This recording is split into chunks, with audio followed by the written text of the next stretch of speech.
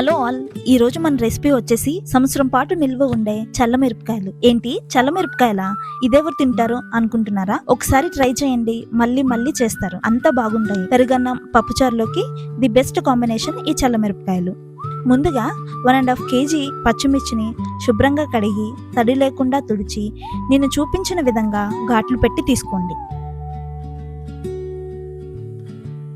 ఇప్పుడు బాక్సులోకి కేజీ పెరుగు, 100 గ్రాముల ఉప్పు, 2 టేబుల్ స్పూన్ల జీలకర్ర పొడి వేసి బాగా కలిపి మిర్చి మొత్తం పెరుగులోకి వేసి ఇంకొకసారి కలుపుకొని 48 గంటలు ఊరనివ్వాలి.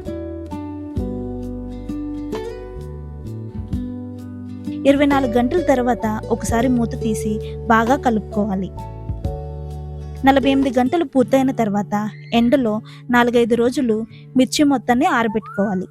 నేను చూపిస్తున్నాను కదా, మిర్చి ఇలా ఆరితే సరిపోతుంది.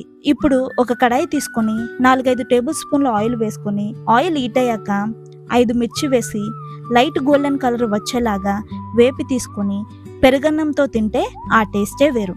మీరు ట్రై చేసి ఎలా వచ్చిందో కామెంట్ చేయండి. మరిన్ని ఇలాంటి రెసిపీస్ కోసం మా ఇంటి బంగారం ఛానల్ని సబ్స్క్రైబ్ చేసుకోండి. Thanks for watching.